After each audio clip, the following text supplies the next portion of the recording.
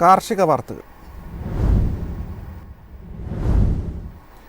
കാർഷിക മേഖലയിലെ അടിസ്ഥാന സൗകര്യ വികസനത്തിന് ബജറ്റിൽ 227.4 കോടി അനുവദിച്ചു.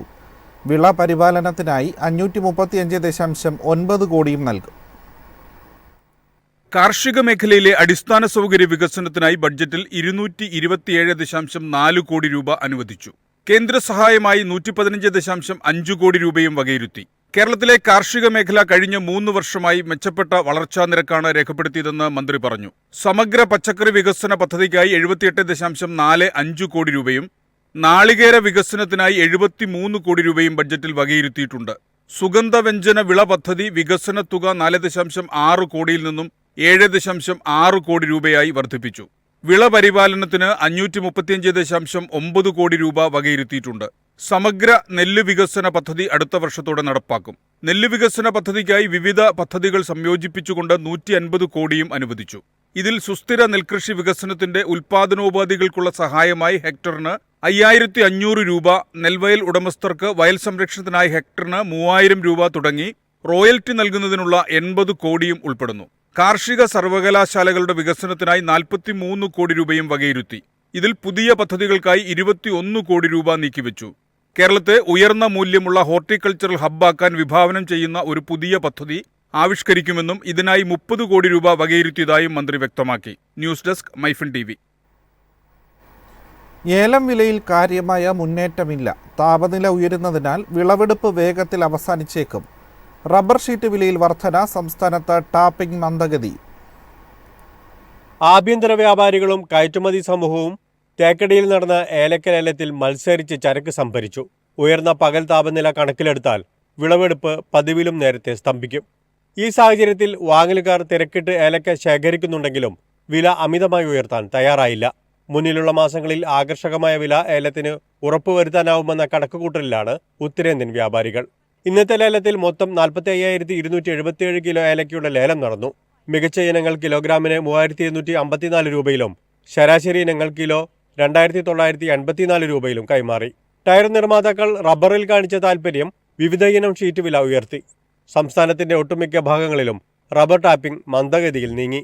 ഇതേ തുടർന്ന് വ്യവസായികൾ 4ാം ഗ്രേഡ് ഷീറ്റ് വില 19,000 നിന്നും 19,100 രൂപയായി ഉയർത്തി.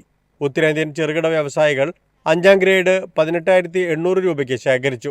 രാജ്യാന്തര റബ്ബർ വിപണിയിൽ നിരക്ക് അല്പം കുറഞ്ഞത് പ്രമുഖ അവധി വ്യാപാര കേന്ദ്രങ്ങളിലും റബ്ബറിന് തിരിച്ചടിയായി. News desk Myfin TV. രാജ്യത്ത് സൂര്യകാന്തി, സോയാബീൻ എണ്ണകൾ വിപണി കീഴടക്കുന്നു. പാമോയിൽ വില വർദ്ധിക്കുന്നതാണ് മറ്റ് എണ്ണകൾക്ക് ഡിമാൻഡ് ഉയരാൻ കാരണം. കഴിഞ്ഞ 5 മാസമായി മറ്റ് ഭക്ഷ്യ എണ്ണകളുമായി താരതമ്യം ചെയ്യുമ്പോൾ പാമോയിലിന്റെ വില ഉയർന്ന തോതിലാണ്. ഇന്ത്യയിലെ ഗാർഹിക ഉപഭോക്താക്കൾ സൂര്യകാന്തി, സോയാബീൻ എണ്ണ പോലുള്ള ബദലുകളിലേക്ക് മാറിയിരിക്കുകയാണ്. 2024 സെപ്റ്റംബറിൽ 22% എന്ന ഉയർന്ന തീരുവ ചുമത്തിയതിനെ തുടർന്നാണ് മാസങ്ങളായി ഭക്ഷ്യ എണ്ണ വില വർദ്ധിച്ചത്. കഴിഞ്ഞ 6 മാസത്തിനിടെ ഉപഭോക്താക്കൾക്കുള്ള പാമോയിൽ വില ഏകദേശം 30% വർദ്ധിച്ചു. സൂര്യകാന്തി എണ്ണ വിലയിൽ ഏകദേശം 25% വർധനവുണ്ടായി. ഇന്തോനേഷ്യ, മലേഷ്യ എന്നീ പ്രധാന ഉൽപാദക രാജ്യങ്ങളിലെ വിതരണാശങ്കകൾ വില വർധനയ്ക്ക് ശക്തി പകരുന്നതാണ്. News desk Myfin TV.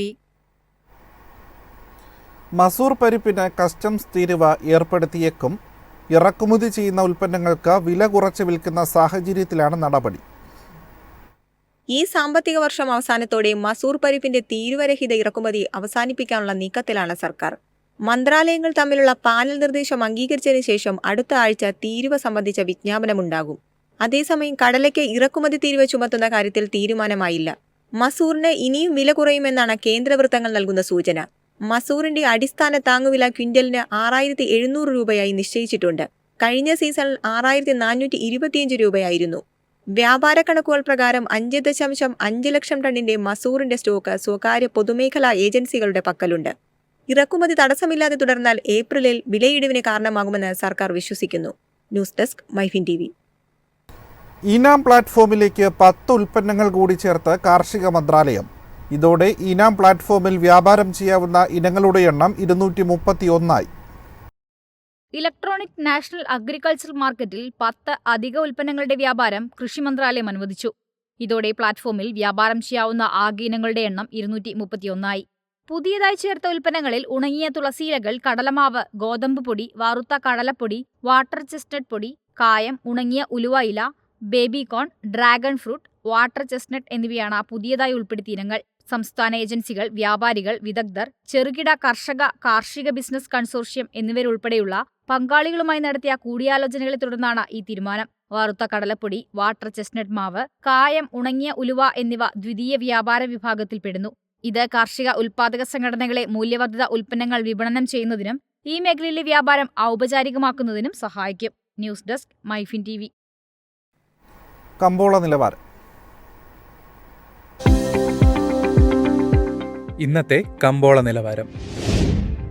Rubber RSS 4 218, RSS 5 213, latex 157, ജാതിക്ക 370, ജാതിപത്രി 2000 മുതൽ 2300 വരെ, ഗ്രാമ്പൂ 950, അടയ്ക്ക 250, കാപ്പിക്കുരു 260, കൊക്കോ പരിപ്പ് 650, കുരുമുളക് ഗാർബിൾഡ് 67600, കുരുമുളക് അൺഗാർബിൾഡ് 65600, ഏലയ്ക്ക 2850 മുതൽ 2950 വരെ, വെളിച്ചെണ്ണ 22500, കൊപ്ര 17200, ചുക്ക് 32500.